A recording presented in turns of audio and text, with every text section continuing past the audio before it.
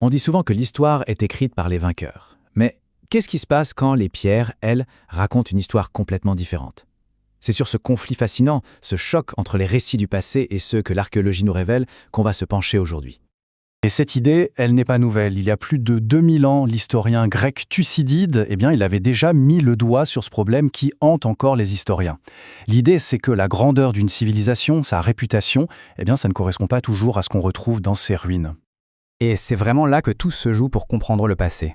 D'un côté, on a les récits, les textes, la tradition, bref, l'histoire officielle si on veut. Et de l'autre, on a la culture matérielle, les bâtiments, les poteries, les os, tout ce que les gens ont concrètement laissé derrière eux. Pour bien comprendre, prenons un exemple que tout le monde connaît un peu. Sparte. Dans les textes, Sparte, c'est la superpuissance militaire, redoutable, un modèle de discipline. Mais quand on regarde les ruines, l'histoire est beaucoup plus modeste. Alors pour la Grèce antique, on a la chance d'avoir assez d'infos pour réconcilier un peu les deux. On arrive à comprendre. Mais voilà, pour d'autres civilisations, cet écart entre ce qu'on lit et ce qu'on trouve sur le terrain, ça devient un vrai mystère.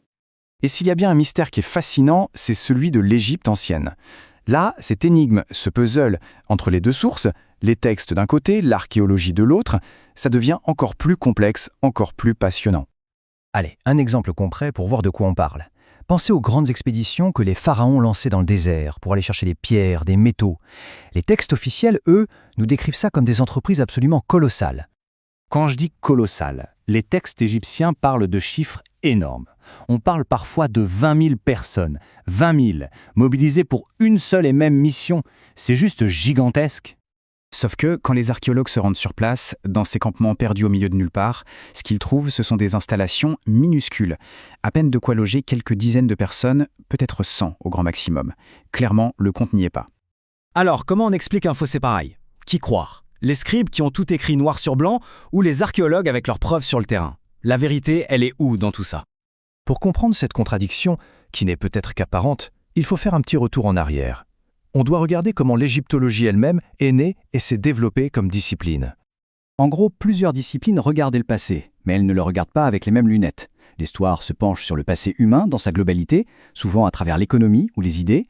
L'archéologie, elle, c'est le concret, les objets, les vestiges. Et l'anthropologie, elle, s'intéresse aux gens, aux communautés, à leur façon de vivre. Et le truc, c'est que pendant très longtemps en égyptologie, il y a une discipline qui a tout écrasé, la philologie, c'est-à-dire l'étude des textes. Le fait de pouvoir enfin lire les hiéroglyphes, ça a donné aux écrits une autorité presque sacrée. C'était la vérité absolue. C'est l'égyptologue Barry Kemp qui a trouvé la formule parfaite pour ça. Il a dit que l'archéologie a longtemps vécu dans l'ombre des textes. En gros, son rôle, c'était juste de trouver de jolis objets pour illustrer les grandes histoires des pharaons. Pas question de remettre en cause ce qui était écrit. Mais alors, que se passe-t-il quand les pierres se mettent à parler? Et surtout, quand elles racontent une histoire qui n'a rien à voir avec celle des parchemins. Prenons l'arrivée des Hyksos. D'un côté, les textes égyptiens nous parlent d'une conquête violente, rapide, une vraie catastrophe. Mais de l'autre, que nous montre l'archéologie? Une infiltration lente, progressive, une fusion des cultures qui s'est étalée sur plusieurs générations. On est loin de l'invasion brutale. Autre exemple frappant, les villes. Pendant des décennies, en se basant uniquement sur des textes religieux, les spécialistes pensaient que l'Égypte était une civilisation sans cité. Une idée complètement folle aujourd'hui, parce que l'archéologie a depuis prouvé tout le contraire, en mettant au jour d'immenses centres urbains fortifiés, et ce, dès les débuts de l'État égyptien. Mais là où l'archéologie devient vraiment puissante, c'est quand elle nous parle des gens ordinaires, ceux que les textes officiels ignorent complètement. C'est là que les objets nous racontent des histoires incroyables. La tombe de ce joaillier enterré avec un outil jamais utilisé pour l'au-delà, ou ces deux nains inhumés côte à côte avec un soin infini. Ces détails silencieux nous connectent directement à leur humanité. C'est quelque chose que les grands récits sur les pharaons ne pourront jamais faire. Alors, on en revient à notre question. Qui croire? Les textes ou les pierres? La réponse c'est ni l'un ni l'autre, ou plutôt les deux. Le but du jeu, ce n'est pas de choisir un camp. C'est de réussir à assembler les pièces du puzzle pour voir l'image en entier. Et pour illustrer ça, il y a une vieille parabole indienne qui est absolument parfaite. Imaginez, un groupe d'aveugles qui essaie de décrire un éléphant. Le premier touche la queue et dit « Ah, un éléphant, c'est comme une corde ». Le deuxième touche le flanc et s'exclame « Pas du tout, c'est comme un mur ».